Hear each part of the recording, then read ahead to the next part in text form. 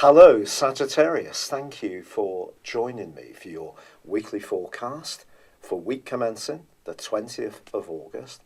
You love expansion, and with Mercury travelling forwards now in your sector of travel, adventure, and new horizons, things that may have seemed a bit bogged down or blocked, anything to do with litigation, an agreement matter, or to do with higher education that was unresolved can now start to speed forwards much more positively. But this is a week when you're going to start to think much more about career, work, and lifestyle issues in terms of how you fit into the wider world. This is because the Sun is going to move to the top of your solar chart, the midheaven, on Thursday, but then forges a grand Earth trine with Saturn in your sector of resources and Uranus in the part of your scope that is to do with precision, how you deliver services, how you organise your life. I think this combination all points towards if you can bring a sense of self-discipline, confidence, but also flexibility to any professional hopes or aims, 2 or 3 days after Thursday give you a real opportunity to flourish, not least because your ruler Jupiter is in a right angle with Mercury. Now, often when squares occur, it's not necessarily a good thing, but I think this can see someone who's a bit more spiritually inclined or very encouraging really give you a boost by recognising some of your key talents or skills and really encouraging you to go for it, to strut your stuff and show your potential.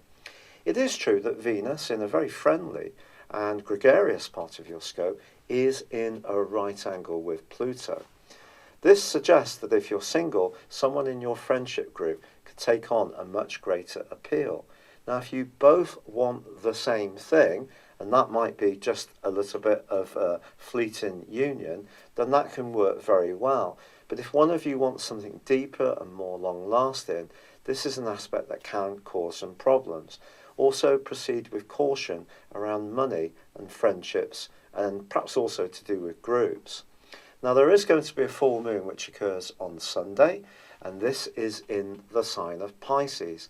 Now, Neptune's been here since 2012 and perhaps has caused you some issues at times, particularly to do with home, family, emotional stuff. But also Neptune is very sensory and sensitive. And I think this full moon is just asking you to make sure that whatever goal setting you do, whatever ambitions you have, are going to feel right for you. You're going to feel comfortable in the environment that you try to penetrate and make progress around. However, pleasingly, Mars does end a backward journey on Sunday too. And if you're wanting to improve your finances, the combination of the Sun moving into Virgo and that lovely ground Earth trine and Mars starting to go forwards in your second solar house suggests that things are on the up. It's been a real pleasure being with you. Thank you for joining me. I'd love it if you would share or follow or like this video. But for now, it's been a pleasure being with you, and goodbye. Hi there, Sagittarius. Thank you for joining me for your monthly forecast for August. This is for the Sun or the Ascendant. And you know, from the 3rd to the 10th, your ruling planet Jupiter is really making some waves in the heavens. It's forging a right angle to the Sun, which is in a very progressive part of your situation, which is going to evoke the natural qualities of your sign, which is that curiosity you have, your love of travel, of new opportunities, of constant stimulation. That's very, very positive. But it could be that someone will emerge into your orbit across those days who seems to carry some kind of message. And it could be a very powerful message. It could be of a spiritual nature. It could be something to do with health. And this person may have something very valuable to add and can enthuse you in a very strong way. Then again, it could be you who really gets into some kind of new way of thinking and wants to excite the people around you. I love Jupiter square the Sun. I have it in my natal horoscope. It can at times make me a bit too probably generous to a fault, but that's better than being mean to a fault. And it's just important not to overpromise. So if you have got a situation that you encounter in the early part of this month, be mindful that Mercury is tracking backwards through to the 17th. So especially around contracts, anything to do with agreements, particularly of a formal nature, if you're getting into something and you're making some pledges, especially between the 3rd and the 10th, just make sure you really can deliver on those. Otherwise, you could put yourself in an invidious situation. Now, of course, there are a lot of retrogrades this month. Now, it's not just Mercury, and it's not just Mars. And of course, astrologers, YouTube astrologers particularly, are going to be flagging up the fact that Uranus goes into retrograde from the 7th, and Neptune and Pluto are already retracing their steps. But Neptune, Uranus and Pluto go into retrogrades for 5.5 months each year, every year. So this is nothing new. It's not a doomsday scenario, but I do feel that Mars is retrograde and its square to Uranus is potentially quite challenging. And also, when it comes to Mercury's retrograde, well, if you are travelling anywhere or you're trying to arrange a course for a college of higher or further education, or you're involved in any kind of philosophical kind of work where you teach or train or guide people, that can cause some definite mischief. But for me, we must not forget the North Node, which is also retracing its steps in 3 different phases in the sign of Leo. And this is about our point of destiny. So for you at the moment, informing yourself of more knowledge is going to be a very important thing. And of course, it's a bit of a life mission for you. But on the other side of the heavens, to the sun, we have the gnarly and rather feisty Mars in the sign of Aquarius, where it's been since the middle of May. And because I have such a lot of planets in Aquarius, it's been very impactful on my situation, perhaps also to do with the rheumatoid arthritis that I've just been diagnosed as having, because Mars can be in the first house very much about inflammation. But its right angle with Uranus is the truly significant feature here. Now, Uranus for you in the sign of Taurus is very much about practicalities, about your life organisation, health, fitness, diet. And the right angle with Mars, which is how you think, can create a lot of nervous energy. So if you're experiencing somebody at work, for example, a line manager or a colleague, who tends to be very critical and doesn't see the big picture in the way that you have a real gift for, those are the kind of people that could easily push your buttons. And this can create a lot of tension, a lot of nervous exhaustion, and you could find your adrenals really on flat out default if you're not careful. So how do you deal with this? Well, I think it's important to understand that Uranus can be a force for good, so it can teach you a lot of things. Also, Mars in the sign of Aquarius for you in the 3rd house is giving you a passion about the things that you believe in, but the everyday things. So you might find yourself just being a bit blunter about just, everyday issues that you encounter, whereas the Sun and Mercury and the North Node are in the part of the horoscope in keeping with your sign, which is much more to do with higher philosophies, higher principles. So the important thing is to try not to sweat the small stuff, quite honestly, for you. Otherwise, you could end up in quarrelsome situations, which actually just see you drenched with sweat and feeling absolutely exhausted. Try not to cram too much in. Don't try to be too efficient. You may be coming up with some great new ideas to reform things. Keep being open to those, even when Uranus does go into its retrograde on the 7th. But also on the 7th, there's something really fabulous that happens for you, because Venus moves into Libra, which is its most sociable transit for you. And friends, always important to you, are going to be even more enriching for the rest of the month. But there is a partial solar eclipse, which occurs on the 11th, and that too can be fabulously important. That part of you that likes to wander, likes to be an adventurer, likes to be a free spirit, doesn't like to be told what to do, can certainly be enhanced by this partial solar eclipse, which is really going to blow a lot of power into the last half of the year for you. But it does need to be balanced about obligations.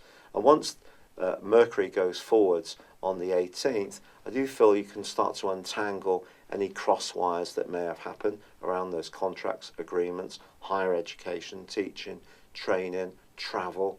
That can be a time when things can unravel properly from the 2nd of September, when Mercury comes out of shadow.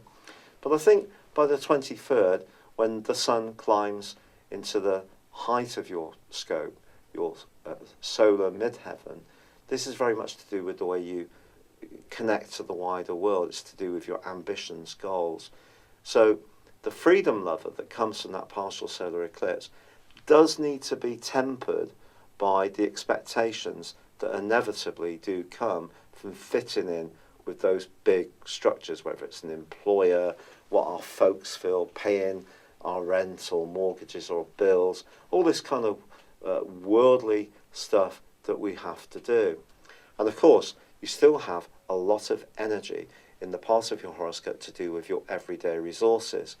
And I don't think there's necessarily going to be a great deal of cash flowing around in your situation unless you can innovate. And that's the irony for you, because Uranus forges a fab link with Saturn all through this month. And these are the two co-regents of Aquarius. Aquarius energy is innovative but also traditional. So there could be something in your current situation that you can progress, develop in a very skilled way, so you're open to new ideas, yet you hold on to the husk of what gives it real stability. Also, because Jupiter's forging a fine link to Neptune all through this month, your hunches, the more inspirational and spiritual side of your nature, can also have a big bearing on how you play things. Now, ironically, Mars is going to join up with Saturn and Pluto on the 13th of this month, and is going to be there for the following month. So if you do want to attack an improvement in your resources, it's going to come about from then, and you could have some success in the following 2 weeks and in the first 2 weeks of September. You're certainly going to be much more feisty about getting on the front foot, demanding what you feel you're worth. Good for you. The sun moving into your 10th solar house on the 23rd will help this too. But on the 26th, the full moon, which occurs on the other side of the heavens in Pisces, just asks you within all of this to stay very closely in touch with your emotional needs, how you feel in any environment you find yourself in, and how you're linking with your family. So big ambitions, desires to improve your lot are all very well, but they have to fit into that side of you that wants to experience new things, that is open to new ideas, that likes to be a bit more mutable in your approach, so a bit more flexible and flowing. You don't like things to be too pinned down and regulated. But I think there is going to be therefore some trade-offs this month. But once Mars goes forwards on the 27th, I do think that is going to be something we can all let a sigh of relief out about. The nervous energy is going to start to dissipate, and then in the following 2 weeks, into the first 2 weeks of September, you can really start to focus on those physical resources. And if you are someone who's interested in greater intimacy in your romantic situation, that also can benefit from Mars there too. But equally, it's going to be important to have some fun this month. Venus is definitely going to help you. Variety, spontaneity, all the things that come naturally to you too. Do continue to embrace them. It's been a real pleasure being with you. I'm really sorry that this video has been produced so late. I'm doing it on the 26th of July because I haven't been well. I have been diagnosed with rheumatoid arthritis. The medication I've been prescribed isn't yet kicking in, and all the natural stuff that I'm taking is maybe having some impact, but I'm still having days of really quite intense pain all over my body, particularly my knees and my legs. But I'm very grateful for your patience and for joining me. I'd love it if you would like, comment, or subscribe to this channel if you've yet to do so. But for now, good luck and goodbye. Hello, thank you so much for watching my video. I'd love you to join me at my Horoscope Ace app. You can find this at www.horoscope-ace.com. You can use it through Android, iOS, Apple or Facebook. Check out your ascendant or your moon sign or download your free birth chart. There's all your favourite videos, plus there are daily, weekly, monthly and yearly horoscopes for general, love, Chinese and Indian astrology. If your passion is tarot, there's my brilliant 3-card money or love tarot readings too. And it's all there at www.horoscope-ace.com. Thank you.